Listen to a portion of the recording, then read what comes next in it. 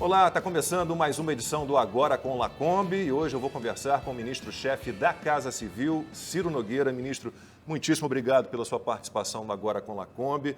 O senhor dirige um ministério muito importante, mas tem gente que não entende muito bem. É um para-raios, é um amortecedor, é um ministério realmente complicado de lidar com todos os problemas. Queria que o senhor falasse um pouquinho do que é a Casa Civil. Perfeito, é uma alegria, um prazer estar aqui com vocês. A Casa Civil ela é o ministério que fica muito próximo ao presidente da República e acaba coordenando todos os outros ministérios. O presidente sempre dá as metas para que os ministros cumpram e tem que ter alguém para coordenar, para cobrar, para tentar viabilizar até a interligação entre os ministérios para que o governo como um todo não tenha ilhas, que haja uma coordenação visando a que se cumpra as metas traçadas pelo presidente da República.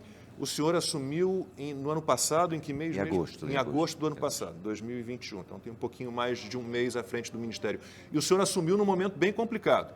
Já chegou com um grande desafio. É verdade, era uma época de muita turbulência, de conflitos, e até na época do discurso que você citou aí, esse termo, eu queria ser um amortecedor entre os poderes, tentar trazer um pouco mais de sintonia, de respeito entre os poderes, né, a autonomia entre esses poderes.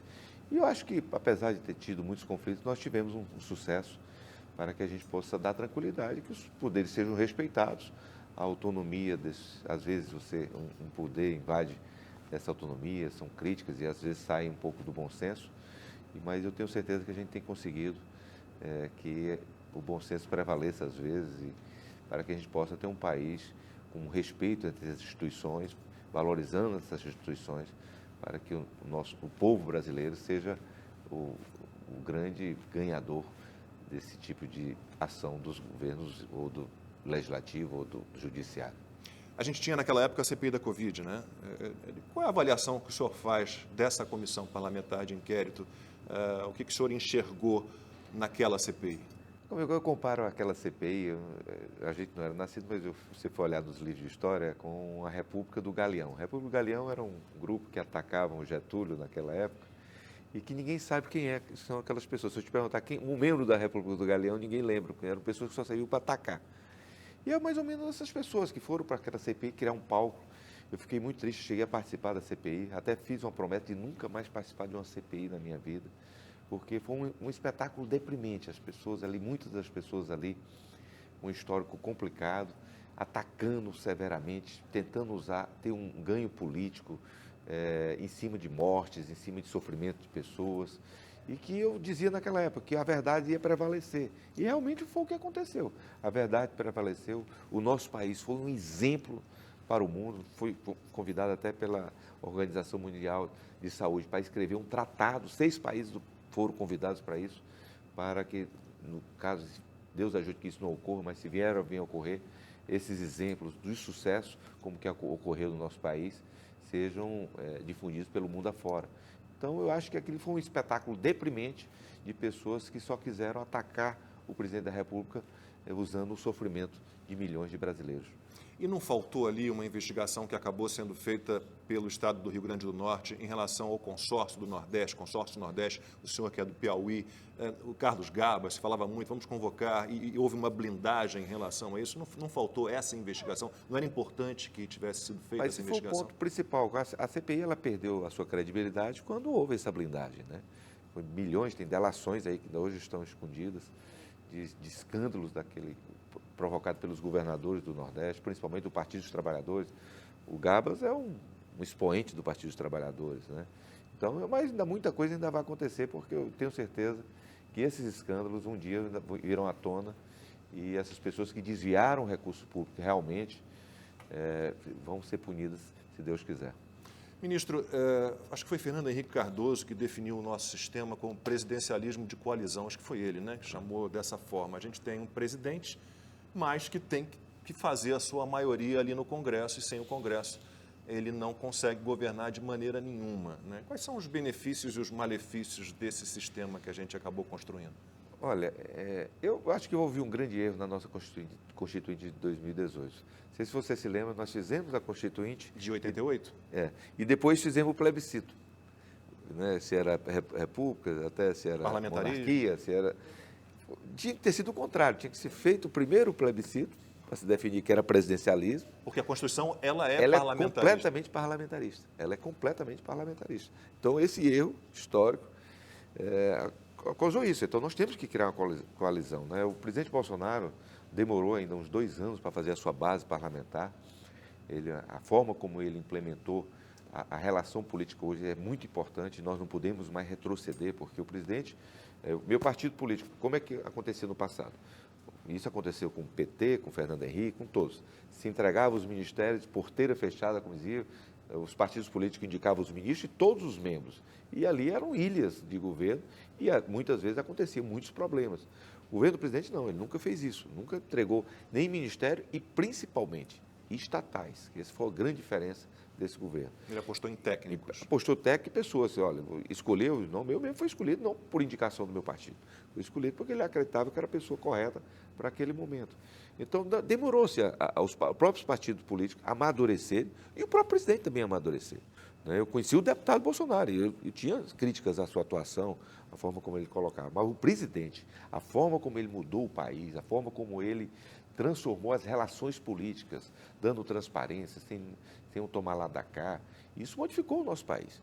Em relação à Constituição brasileira, o senhor já falou que houve essa falha de terem feito uma Constituição parlamentarista e depois terem tentado decidir num plebiscito qual seria o nosso sistema. É uma Constituição também muito longa, muito pesada, muito detalhista, e ela surge um ano antes da queda do Muro de Berlim. Também ela já não nasceu obsoleta e velha, pesada demais? Não, ela pode... O que acontece aqui no nosso país, o grande problema do Brasil não são as leis, é se cumprir as leis. Eu também sou contra essa mudança o tempo inteiro das constituições, querendo se colocar muitas coisas que não deveriam estar na Constituição, de estar ou por decretos ou por leis. Então, eu acho que ela é muito ampla. Mas eu acho que, como volto a dizer, o problema do Brasil não são as leis, são cumprir as leis e que nós temos que cumpri-las regiamente.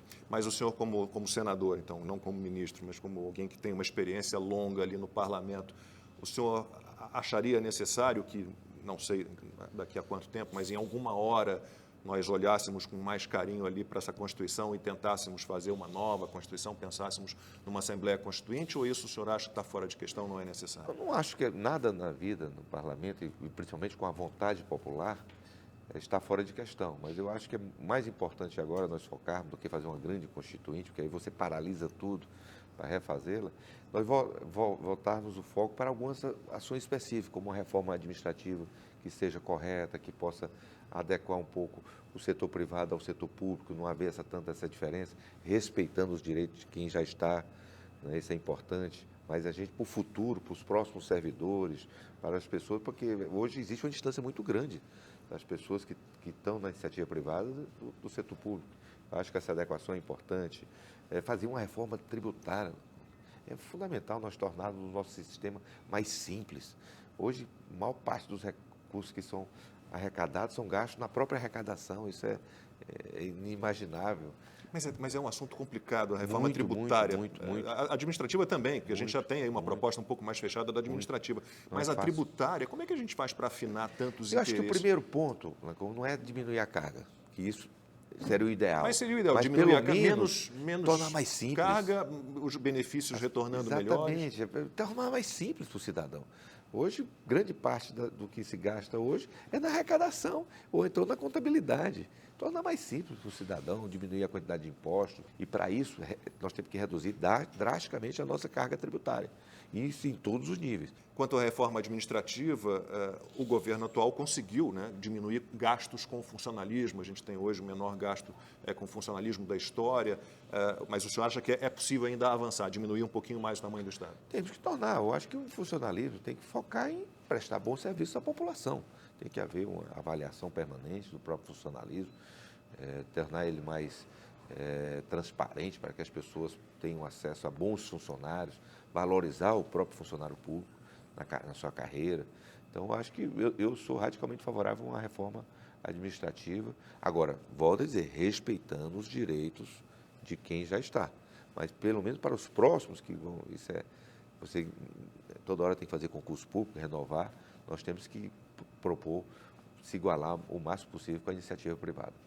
E a reforma trabalhista, o senhor apoiou a reforma trabalhista, mini reforma trabalhista de 2017, o senhor estava ali dando apoio. O senhor acha que ainda é possível também avançar? A CLT, ela continua atrapalhando muito a geração de emprego nessa lei trabalhista? Dúvida, nós temos que diminuir a quantidade de ações trabalhistas, essa loucura que se gasta muito mais na justiça do trabalho do que nas ações. Melhorou um pouquinho, né? Mas ainda é muito pesado. Mas diminuiu drasticamente. Mas o que a gente puder fazer que os direitos dos trabalhadores sejam respeitados, mas evitar a judicialização das relações, isso é fundamental para que a gente possa ter um Estado mais justo e mais com uma visão de futuro que possa tirar essa judicialização de todas as disputas. E chegar ao ponto de países desenvolvidos, por exemplo, que não têm carteira de trabalho, que não têm um salário mínimo, o senhor acha possível isso no Brasil? Eu não vejo isso, porque nós temos que proteger os direitos hoje. Isso aí, quanto a isso, não. Nós temos que ter o mínimo, as pessoas que têm que ter suas garantias trabalhistas. O que nós temos que valorizar é o bom funcionário, as pessoas que não usam de má fé, né, como às vezes a gente vê ocorrendo. Mas os direitos trabalhistas têm que ser completamente preservados no nosso país. Ministro, vamos falar um pouquinho do tal, que chamam de orçamento secreto, que são as emendas, né, do relator. Muita gente chega a comparar mensalão com emendas do relator. O que pode ser melhorado? O senhor acha que realmente é necessário que haja mais clareza quanto a quem pede esses recursos? Quanto ao uso dos recursos, isso fica claro, mas precisa mais clareza nessas emendas do relator? Olha, o que tem que haver é transparência total. Tá certo? Porque não existe emenda secreta. Todas as emendas tem a pessoa que indica, se recebe, se acompanha a execução das obras, mas existe muita falácia, é uma forma também de atacar o governo. As pessoas, como é que pode ter orçamento secreto do governo se todos os partidos políticos são beneficiados e fazem suas indicações? O PT, Partido dos Trabalhadores, indicou grande parte do orçamento, desse orçamento chamado secreto. Então, se fosse por questão política, o presidente Bolsonaro jamais ia colocar emendas do Partido Trabalhador para serem executadas. Então, eu acho que tem que haver transparência, as pessoas conhecerem um pouco mais, e eu não tenho dúvida que isso virá a acontecer já agora no próximo ano. Bom, vamos pensar um pouquinho no congresso que teremos a partir do ano que vem. O senhor consegue, acompanhando, né, as campanhas, o que a gente tem se encaminhando, que congresso o senhor imagina, com que configuração o senhor imagina o Congresso Nacional, Câmara e Senado? Eu não tenho dúvida, que nós vamos ter um Congresso muito mais reformista do que o atual, lado? Para o lado do presidente Bolsonaro. Os partidos de centro... Mesmo que ele não ganhe? Os partidos de centro e de centro-direita e direita vão eleger em torno de 350 a 370 deputados. A esquerda não vai eleger mais do que 150 deputados. Pode anotar isso aí e depois me cobrar. Então, por isso que eu acho que a grande diferença do presidente Bolsonaro para o presidente Lula é justamente essa, que são dois candidatos que têm uma rejeição altíssima, intenções de votos altíssimas, mas quando ganhar vão precisar de uma base política para governar. E o Lula só vai ter 150 deputados. Como é que ele vai cooptar? Como é que ele vai trazer essas pessoas? Porque esses deputados que estão, esses 370 deputados que o Bolsonaro vai eleger, estão com ele porque tem sintonia com ele, de pensamento. Como é meu partido, nós já tivemos lá atrás apoiando o Lula, mas não tem um menor identificação ideológica com a esquerda. Sempre foi uma pessoa de centro-direita. Então, como é que vai cooptar? Entregando ministérios, com verbas, entregando as estatais para fazer essa maioria? Com base em que o senhor faz essa aposta de que a oposição atualmente teria em torno de 150 deputados? Pelos partidos que tem, porque hoje só vai sobrar o quê? PT, que vai ter uma bancada razoável, 50 a 60 deputados no máximo, PSB vai encolher, esses partidos PC do B vão estar dentro do PT, sobra o quê? O PDT, que vai eleger uma bancada. Então, não tem, você faça as contas. Qualquer analista político lá que somar vai ver que não passa de 150 deputados, na melhor das hipóteses para eles. E quanto ao Senado, a gente vai renovar 1/3 do Senado, são 27 senadores, né? E a gente sabe da importância do Senado. O que o senhor imagina para a eleição do Senado? Aí que vai ser uma diferença também muito grande. Bolsonaro não elege menos de 20 senadores no país. Isso aí eu não tenho dúvida. 20 de 27? De 27. Porque, você vê, o presidente Lula, se você olhar os 27 estados, quais são os estados que ele está ganhando na pesquisa? Não estou dizendo que vão ser eleitos, mas está ganhando. São Paulo, na verdade aqui, Rio Grande do Norte, que são PT. Aí que ele está ganhando também em Pernambuco, Paraíba, Maranhão e Pará. É muito pouco para uma pessoa que está liderando as pesquisas, como dizem. Então, qual o outro estado?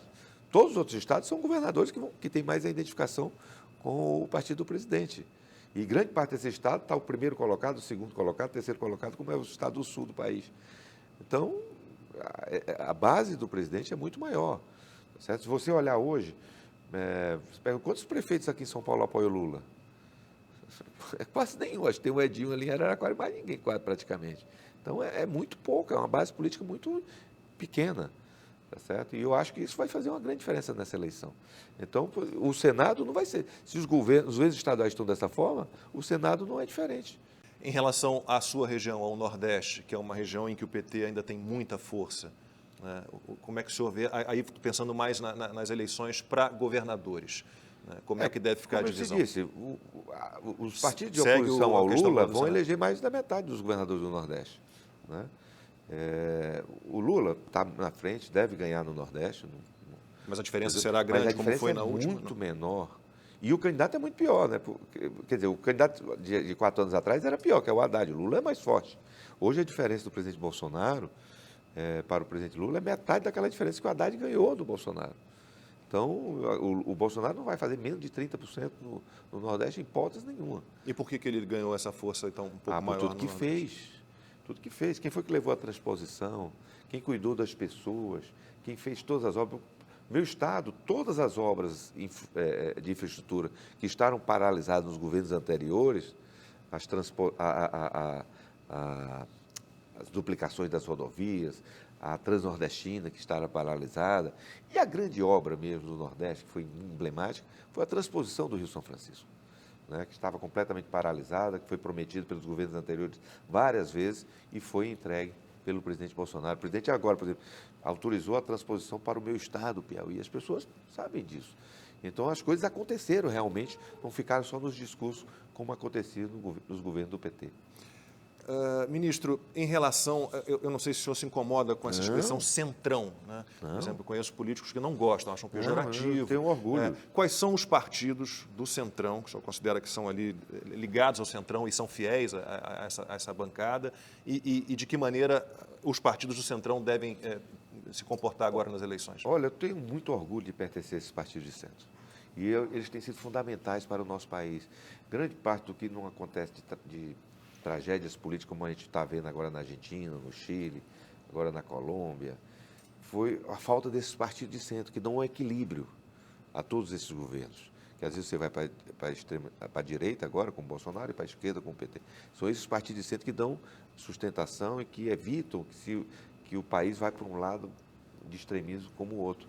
Então, se você me citar algo que foi aprovado no nosso país, de Fernando Henrique para cá, que não foi os partidos de centro que conduziram, que tomaram a iniciativa, não teve nada. Então, não é, quando eu me lembro, não é que quando nós estávamos apoiando o governo Lula, não era nós que estávamos apoiando o Lula. O Lula que veio com as teses para o centro. Tá certo? O Bolsonaro agora veio com as teses mais para o centro. Então, isso que eu acho que dá sustentação a nós termos um país mais equilíbrio no nosso país. Eu tenho muito orgulho de pertencer a esses partidos de centro, e hoje são praticamente todos os grandes partidos. Né? Você tem o MDB, o PSDB, tem o PSD, o PL, os republicanos, os progressistas. São partidos, além de outros um pouco menores, que é quem são a grande maioria, tanto na Câmara quanto no Senado. Se o presidente Lula, o ex-presidente Lula, for eleito, de que maneira o Centrão deve se comportar, então? De novo, mais uma vez, o Centrão se aproximaria para tentar trazer as ideias e os projetos um pouco mais para o que o senhor chama, então, dessas ideias de centro? Eu acredito que vai haver uma aproximação, mas que depender do senador Ciro, meu partido não vai estar apoiando esse governo. O senhor falava agora há pouco das indicações técnicas para ministérios. O senhor acha realmente que qualquer que seja o presidente eleito, agora em outubro, não importa quem, ele vai conseguir cumprir essa determinação, essa ideia, que seria o ideal, a gente sempre considera o ideal, mas o senhor acha que é possível? Se for o Lula, se for o Bolsonaro, conseguiria manter? Eu volto a dizer, o Bolsonaro seria bem fácil, né? Porque já tem uma base, né? Teria aí 370 deputados o apoiando, aí mais da metade do Senado o apoiando, então teria muito mais facilidade. O Lula eu não sei como faria, porque hoje você não tem mais esses instrumentos, que hoje o Congresso já domina o orçamento, que era o principal. Vai apenas entregando ministério, entregando as estatais. Não sei se a sociedade vai aceitar isso. Pois é, isso que eu ia perguntar ao senhor. O senhor acha que os brasileiros estão atentos a isso, a indicações técnicas para ministérios e comandos estatais? Porque os exemplos são muito importantes. Você viu o que aconteceu. O que é que acontecia? Nós tínhamos prejuízo de quase 50 bilhões de reais dos governos anteriores para um lucro agora de 180 bilhões de reais. Então, olha a diferença. Olha agora, você viu mesmo os Correios, que eram por escândalos e mais escândalos nos postais, no próprios Correios, e vê agora distribuindo dividendos. Antigamente, os pobres funcionários tinham que pagar, por conta desses escândalos, todo mês no seu salário descontado por conta para pagar a confusão do postal. Olha agora, as pessoas recebendo dividendos. Então, olha, são diferentes, as pessoas estão vendo isso, né? E grande parte do que nós conseguimos proteger as pessoas agora, porque nós gastamos 750 bilhões de reais, gente, para proteger as pessoas, vacinar as pessoas, proteger os empregos, né, para não deixar que os estados e municípios quebrassem, e principalmente para dar o auxílio Brasil para essas pessoas. Foi por quê? Por causa dos lucros das estatais, que o Estado recebeu os dividendos, economizou o dinheiro público com responsabilidade numa política econômica que é um exemplo para o mundo hoje. Eu posso dizer, nós temos o melhor presidente do Banco Central do mundo e o melhor ministro da Economia do mundo. E uma política econômica que é um exemplo para o mundo, com deflação. Você imaginar, eu nunca pensei que ia viver isso, ver a inflação no Brasil menor do que a dos Estados Unidos e da Grã-Bretanha, por exemplo. Eu tenho certeza que ninguém imaginava isso. Tá certo? E eu não tenho dúvida que o nosso futuro ainda vai ser muito melhor. Se nós fizermos as reformas, tivermos um governo sério, no máximo em 10 anos, o Brasil vai estar no patamar de Índia, China, Estados Unidos e Rússia. Vai ser uma das 5 maiores economias do mundo. A dependência que o mundo vai ter de alimentos, que hoje, para cada 5 pratos de comida que se come no mundo, um sai do Brasil. Então, nos próximos 20 anos, a dependência que o mundo tem hoje de petróleo vai ter do alimento do Brasil. Não tenha dúvida que isso vai ocorrer. A dependência que o mundo vai ter de energia limpa do nosso país, que nós temos capacidade agora, se nós fizermos as reformas e atrairmos os investimentos que estão previstos para o nosso país, de construí-la, 50 Itaipus na costa do Nordeste, só para produzir energia e exportar para a Europa, que vai ter uma dependência muito grande. Então, você não tem ideia, são trilhões de investimentos no nosso país. A Europa está sofrendo com a falta de energia. Não, a Europa energia. vai entrar um caos, porque está saindo do gás russo e tem que voltar para o carvão, com aquela psicose ecológica que eles têm lá. Eles vão ter que comprar essa energia, que não é barata, que vai ser produzida no nosso país. Que ou essa energia vai ser produzida na costa dos Estados Unidos, ou no nosso país, só que aqui é muito mais próximo. Nós temos um vento naquela costa muito mais contínuo. Então, a perspectiva do nosso país é muito grande. E, às vezes, quem trabalha em televisão e pensa em segundos tende a ser um pouco simplista, objetivo, talvez fosse a melhor palavra. E a gente olha o mundo e a gente vê o mundo dividido em 2 correntes de pensamento, basicamente, né? Uma que defende esse Estado fomentador de crescimento e desenvolvimento, um Estado enorme, um Estado pesado, um Estado social, e outra corrente de pensamento que defende um Estado mais enxuto, um Estado pequeno e que promova, de alguma forma, a criação de empregos, que permita a criação de empregos, que as pessoas possam caminhar com as suas próprias pernas. Acho que, no fim das contas, é o que todo mundo deseja. Então, qual é o seu pensamento sobre o Estado? Por exemplo, infraestrutura. Qual é o tamanho que o Estado deve ter? Qual é o papel principal do Estado? Olha, se a gente pudesse ter só iniciativa privada para fazer os investimentos necessários que o país para desenvolver, era o ideal, mas às vezes não é possível. Às vezes não é possível. Nós temos que ter, e tem algumas situações que o Estado tem que suportar. No meio de uma pandemia dessa, o Estado não podia lavar as mãos e deixar as pessoas morrerem de fome, ou não tratar das pessoas. Então, tem que haver um meio termo. Por isso que eu acho que o centro é o ideal, né? Então, não existe uma economia num país gigantesco como o nosso, com tantas carências, com 20 milhões de pessoas que estavam passando fome, que precisavam ser cuidadas, e simplesmente o Estado lavar as mãos e deixar que a iniciativa privada cuidasse de tudo. Não, tem que haver uma intervenção. Eu acho que nós fomos capazes agora de fazer os investimentos necessários, mas buscar parcerias com a iniciativa privada. Nós tivemos um grande ministro de infraestrutura, que é o ministro Tarcísio, que conseguiu atrair investimentos com leilões, com parcerias, né? Que vamos investir agora R$ 1 trilhão, né, na nossa infraestrutura. Voltamos no nosso modal ferroviário, que estava abandonado há 100 anos, que não se construía ferrovias como nós vamos construir agora, tá certo? O país inteiro com grandes obras de infraestrutura, as ferrovias, a Transnordestina, você não tem ideia. Só no meu estado vai aumentar, essa ferrovia vai aumentar o PIB em 10%. Olha o que é isso, o que pode mudar a vida da gente, das pessoas, principalmente um país que precisa de logística para exportar, para produzir, né, para atrair investimentos. Então, eu acho que o ideal aí, nem uma corrente nem outra, é o centro, e é por isso que eu sou de um partido de centro. Bom, em 2016, o senhor estava ali defendendo o teto de gastos, né? E a gente fica pensando, porque tem gente que acusa o presidente Bolsonaro de ameaçar romper sempre o teto de gastos, e o candidato Lula tem falado abertamente sobre isso, dizendo que vai romper o teto de gastos. Qual é o risco para o Brasil, seja quem for o eleito, né, de a gente ter o rompimento do teto de gastos, o senhor que defendeu tanto essa medida? O teto de gastos é fundamental para a política econômica, para dar tranquilidade, que o Estado não saia gastando sem ter nenhum tipo de previsão orçamentária. Agora, tem algumas situações que você tem que exceder, como nós tivemos uma pandemia, nós tivemos que cuidar das pessoas, vacinar as pessoas, proteger os empregos. Nós tivemos, agora mesmo, tivemos que fazer o auxílio emergencial, porque as pessoas estavam passando fome no nosso país. Então, nós tínhamos que buscar isso aqui. Então, nós temos, se for num período de tranquilidade, sem nenhum tipo de situação, como foi o caso dessa pandemia ou o caso da guerra, o teto de gastos tem que ser respeitado, porque, no fundo, tudo que foi feito nesse país foi por conta desse respeito à política econômica do presidente Bolsonaro, muito bem implementado pelo ministro Paulo Guedes. Então, eu acho que eu sou um defensor árduo e continuo do nosso teto de gastos. Bom, em relação a presidências da Câmara e do Senado, a gente vai ter eleições para a Câmara e para o Senado. Essa é uma conversa que já existe ou isso fica mais para frente, não há nenhuma conversa sobre isso? Eu sei que, claro, há um incômodo do presidente em relação ao Rodrigo Pacheco no Senado. Arthur Lira talvez seja mais próximo ao que o presidente gostaria, né? O senhor prevê ali uma guerra pela presidência das duas casas legislativas? O senhor acha que já há uma indicação do que pode acontecer ou vai ter que esperar realmente o resultado das eleições? Eu acho que, pelos perfil do que vai ser eleito para a Câmara, acho que a reeleição do Arthur é uma coisa natural.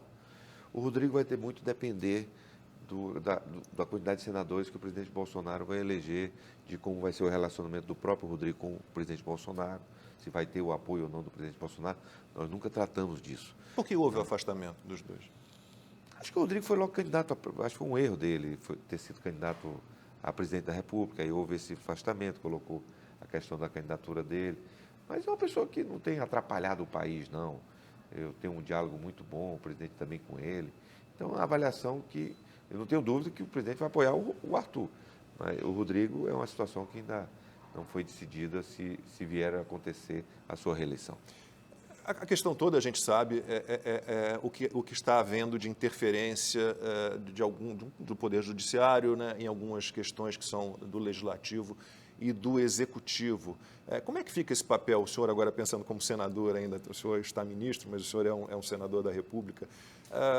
Como é que fica a questão de o Senado como o vigia do vigia, né? Porque, na verdade, é o Senado que deveria observar a atuação dos ministros do STF e muita gente tem reclamado dessa atuação. Olha, a decisão judicial se cumpre, né? Você pode contestar, não concordar com ela, né? Acho que muitas vezes há um excesso de ativismo judicial no nosso país. Os próprios juízes falam muito fora dos autos e acabam criando uma série de situações e conflitos. Mas eu tenho certeza que nós vamos ter maturidade na entre as nossas instituições para superar esses conflitos. E eu não tenho dúvida que o próximo mandato será muito mais tranquilo do que o atual.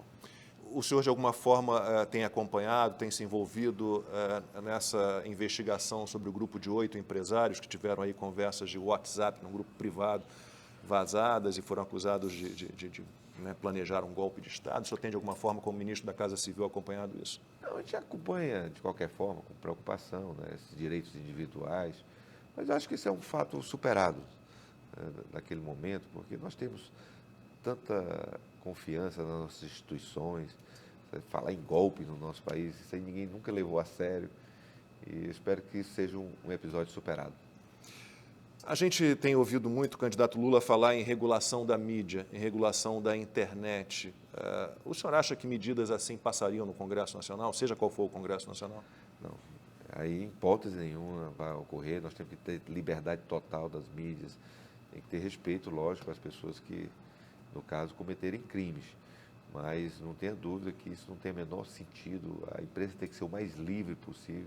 E essa visão do presidente Lula é uma visão horrorosa, acho que muito fruto desse pensamento de esquerda que acontece. Você viu agora aí na Nicarágua, o Ortega fechando as rádios, expulsando os padres, fechando as rádios católicas. Eu acho que essa visão daquelas pessoas que não querem contestação vem muito do que o Lula está falando nos dias de hoje. Bom, vou aproveitar então o Congresso, seja ele qual for, a partir do próximo ano, né, a gente está renovando 1/3 do Senado apenas, tem muitos candidatos à reeleição, obviamente, mas liberação do aborto, liberação das drogas, as pautas chamadas conservadoras, elas têm alguma chance de passar no Congresso Nacional? Não, isso aí eu não tenho dúvida. A liberação do aborto é impossível passar. Eu espero que o Supremo não tome uma medida absurda como essa, sem o aval legislativo. Liberação das drogas, sou radicalmente contra. Só uma pessoa que não tem um filho dependente vê o que é o flagelo da droga, que pode defender contra isso aí. Nós temos que punir severamente o tráfico, coibir que as pessoas tenham acesso a essas coisas que acabam criando um vício e destruindo as famílias do nosso país. E espero também que o Supremo não ative, porque isso aí são decisões do Congresso. O Congresso não vai abrir mão dessa decisão em hipótese nenhuma. E eu não tenho dúvida, pelo perfil conservador do Congresso, não tem a menor chance disso passar. O senhor também se define como um conservador? Sou conservador, sou. Quais são os seus valores, seus princípios? O que o move? Meu partido se chamava Partido Conservador. Nós não temos no Brasil um partido conservador. Não é porque não conservador, mas conservar o que é de bom nesse país. Conservar os direitos trabalhistas, a família, o direito à vida, como você falou da questão do aborto. Eu sou um conservador nato. Porque o conservador não quer manter tudo o que é ruim, ele topa mudar, né? Desde que não seja por meio de uma revolução. Os valores, a família. Porque antigamente, o que acontecia no país? Você podia discutir liberação de droga, mas não podia discutir família. Né? Você podia discutir aborto, mas não podia discutir a questão da pessoa legalizar as armas. Então, hoje, graças a Deus, a nossa democracia, antes de Bolsonaro, ela era meio capenga, né? Só era a esquerda, era a visão da esquerda. Agora não, nós temos direita e esquerda, graças ao presidente Bolsonaro. E por isso que eu estou ao lado dele. O senhor tem uma vida de homem público, de político, já muito longa, quase 30 anos, são 28 anos. Né?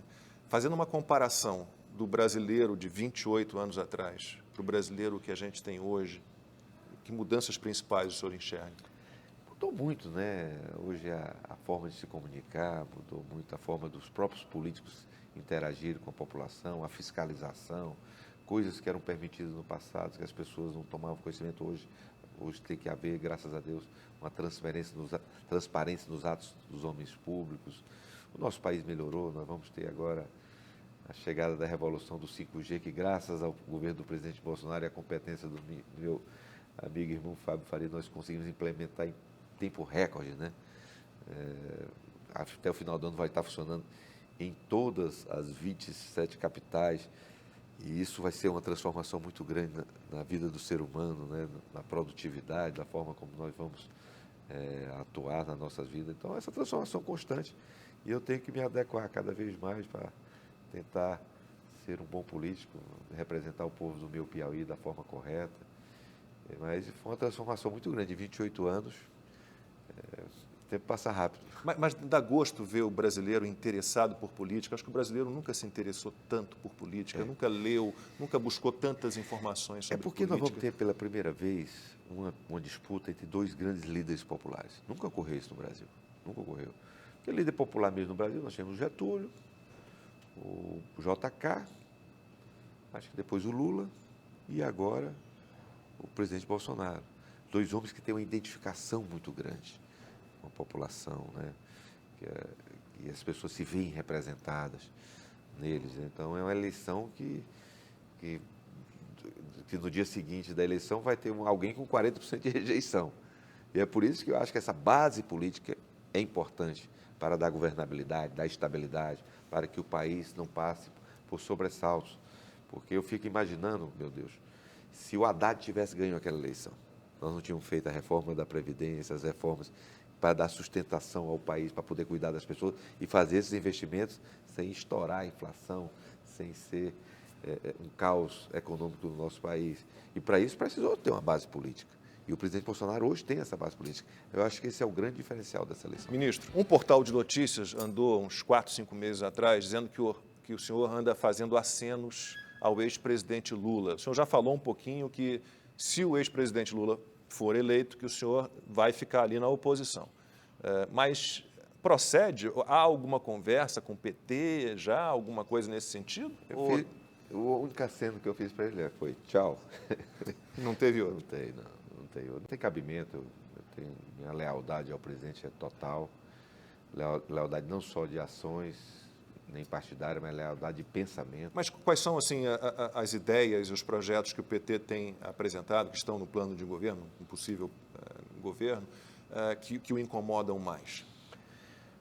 Primeiro, alguns projetos que são inexequíveis. Acabar com a reforma trabalhista, que foi fundamental para o nosso país ter uma relação saudável entre os trabalhadores, explodir os tetos de gastos, né? A volta do controle dos sindicatos, impostos sindicais, que, pelo amor de Deus, só faziam mal ao nosso país, né?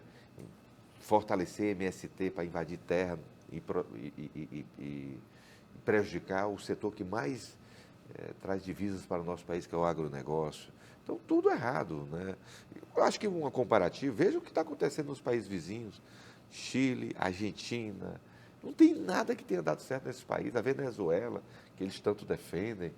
Eu queria que o senhor fizesse uma comparação, porque o senhor trabalha com o presidente Bolsonaro, né? O senhor trabalhou com o presidente Temer, com a Dilma, com o Lula, né? Há termos de comparação entre eles? Quais são as qualidades e os defeitos principais de cada um?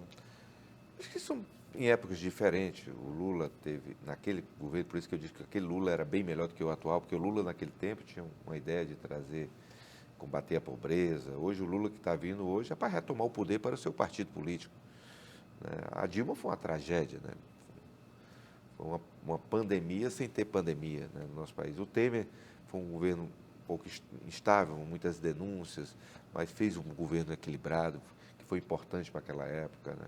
Agora, o governo que realmente transformou o nosso país em todos os sentidos, em todas as áreas, porque esse governo teve índices superiores em todas as áreas, inclusive em pautas da esquerda, como reforma agrária, por exemplo.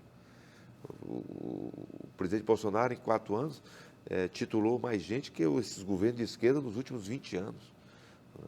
Eu vejo que é isso, 350 mil títulos distribuídos principalmente para as mulheres desse país, né? Proteger as pessoas, como nós fizemos com o Auxílio Brasil, né? O senhor vê espaço, então, orçamentário para esses 600 reais, para a manutenção dos 600 reais? E nós fizemos isso. Nós fizemos isso com deflação hoje em dia, sem explodir, sem teto de gasto. Nós fizemos isso. Sobre, por exemplo, a questão da reforma agrária, da entrega de títulos de propriedade, né, que o governo tem bons números realmente. Por que esses números positivos eles nem sempre são fáceis de a gente acessar? O senhor já tinha visto em algum momento uma guerra contra um presidente da forma que a gente está vendo, né, grande parte da imprensa? A imprensa reunida num consórcio, ela própria se intitulou consórcio. Alguns meios de comunicação passaram de todos os limites. Todos os limites. Mas a população está consciente, está vendo isso. O senhor tem se envolvido de alguma forma na campanha do presidente da República? Porque em 2018 ele fez uma campanha com muito pouco dinheiro, né, pouco tempo de TV, muito baseada em mídias digitais, né, e este ano é um pouco diferente, né? O senhor tem acompanhado de alguma forma? Tenho, até meu partido doou para a sua campanha, para te ajudar, porque o grande gasto do presidente Bolsonaro é a sua locomoção, que ele não pode viajar em avião privado, não pode, ele tem que viajar, é uma obrigação ele viajar nos aviões da FAB, e aquilo custa muito caro, né? Então, porque é o combustível, é tudo de aviação, a sua segurança, o aparato de segurança é muito caro. Então, as pessoas têm que entender que, veja, enquanto o Bolsonaro acho que arrecadou 10% do que o Lula arrecadou aí. Então, veja, que o presidente não pedir dinheiro a empresário, porque tem medo desse empresário pedir favor no governo. Isso jamais ele vai fazer. Mas só que a diferença desse governo, dessa eleição, é que primeiro o tempo de televisão, tem que ter um tempo de televisão e tem que gastar mais na produção do programa. E a sua locomoção, esse que é o grande, você vai ver depois o custo da campanha do presidente Bolsonaro, a grande maioria desses recursos que vão ser utilizados é na sua locomoção. A gente teve manifestações gigantescas no 7 de setembro e muitos partidos de oposição se revoltaram com isso, disseram que o presidente usou a máquina pública, que misturou a figura do presidente com a figura do candidato.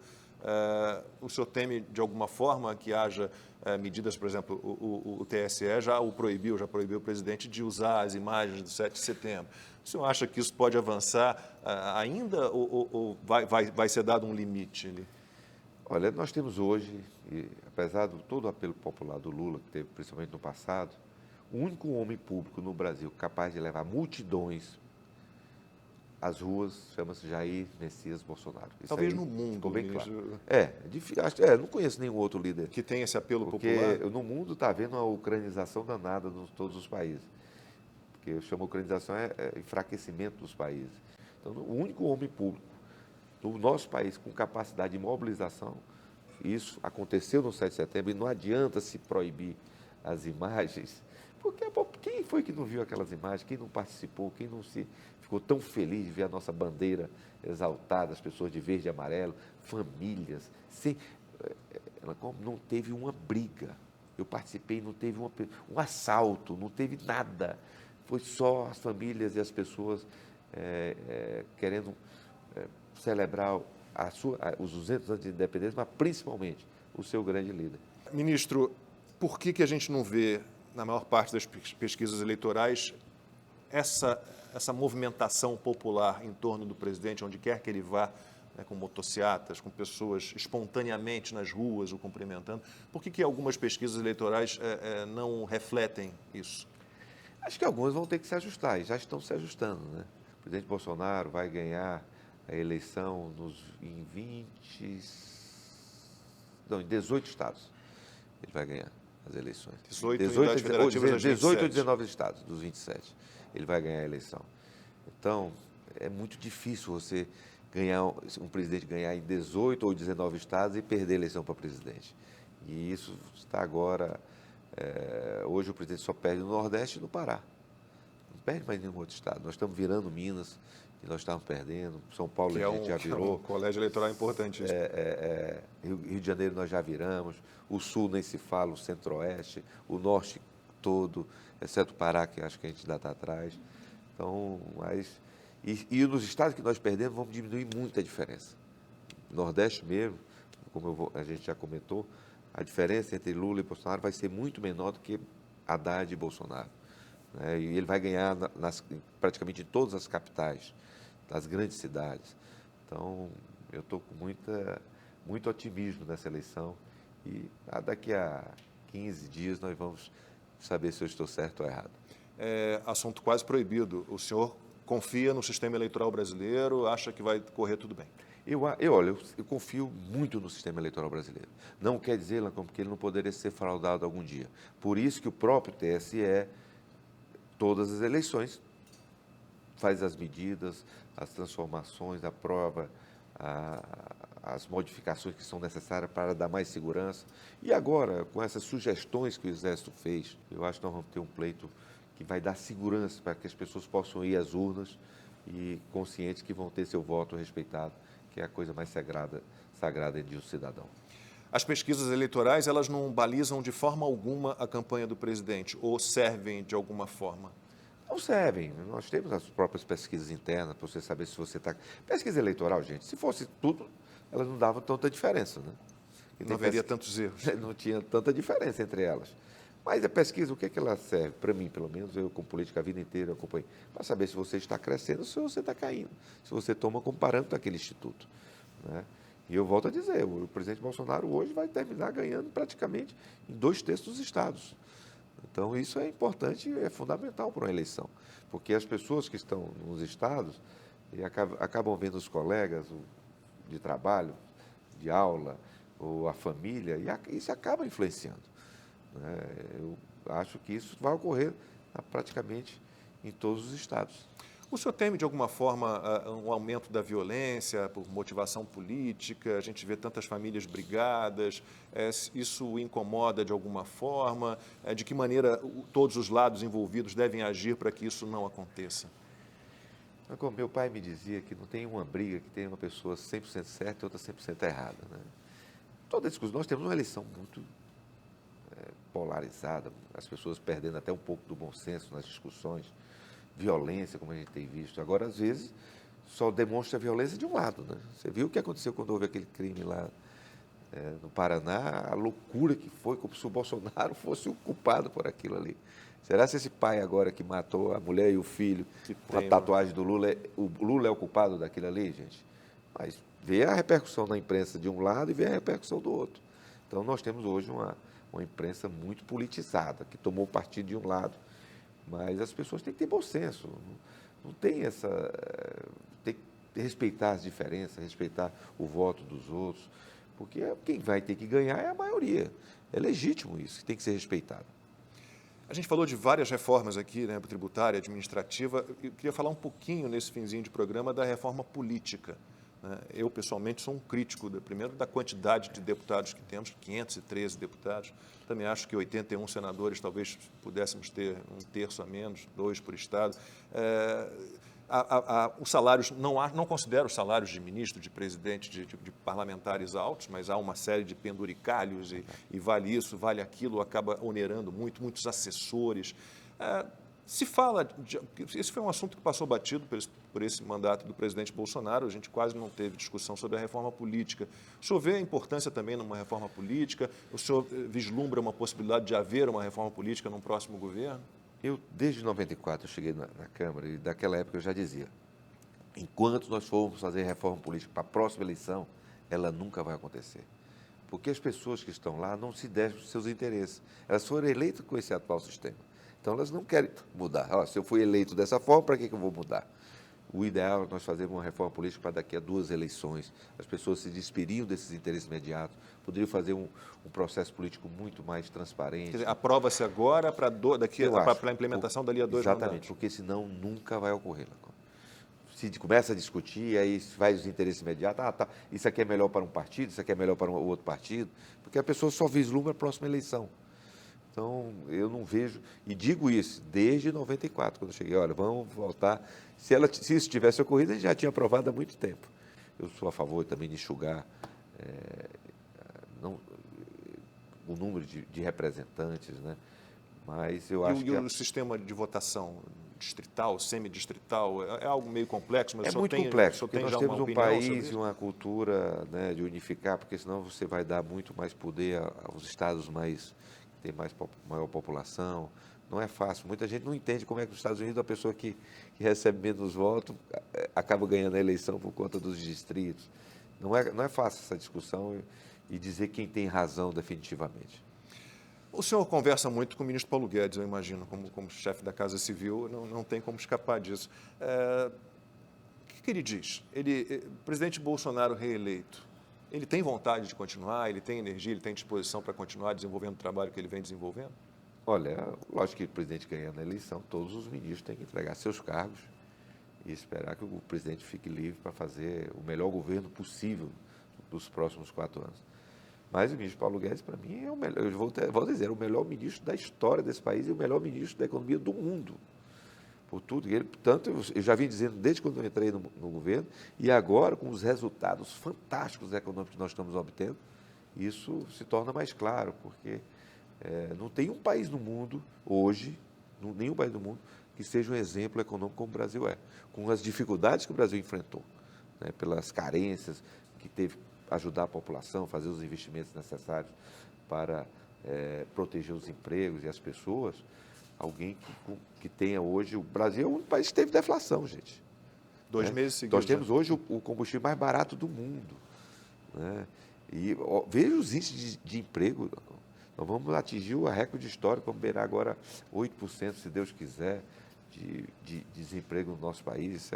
Daqui a pouco a gente vai quase para o pleno emprego. Santa Catarina já está parece que... 5% já consideram pleno emprego, né? Menos de 5%. Santa Catarina já está pleno emprego. Pleno emprego. A economia de Santa Catarina é um caso à parte. Mas é um estado maravilhoso. Eu morei 5 anos lá, eu adoro Santa Catarina. Mas em algumas partes dos países já chegou ao pleno emprego, gente. Isso não acontece em lugar nenhum do mundo. O nosso Brasil é um exemplo econômico, fruto dessa política responsável do nosso presidente, do nosso ministro Paulo Guedes, e eu sou fã dele. Tá, então, o senhor acabou escapando. Ele dá a indicação de que quer continuar? Nunca me disse isso, não. O senhor nunca perguntou? Não, nunca perguntei. Nem é para ninguém. Nós estamos focados agora na política. Não sei se ele quer continuar, não sei se o presidente vai convidar, mas ele, para mim, não tem melhor ministro da Economia do que ele, não. E o senhor, pessoalmente, presidente Bolsonaro reeleito, o senhor tem vontade de continuar à frente da Casa Civil? O senhor retomaria a sua cadeira no Senado? O que o senhor imagina para o seu futuro político? Olha, tudo seria... eu seria muito grato se o presidente não me convidar para continuar no próximo governo. Eu seria tão grato por poder ter participado desse momento político do seu governo, ter ajudado o seu governo, estar a seu lado. Se eu tiver que voltar para o Senado para continuar lutando pelo meu Piauí, que tanto precisa da minha ajuda, também ficaria feliz. Acho que minha missão termina no final do ano. Acho que eu fiz o melhor. Eu sou uma pessoa que durmo 4 horas no máximo por dia. Tenho trabalho de domingo a domingo.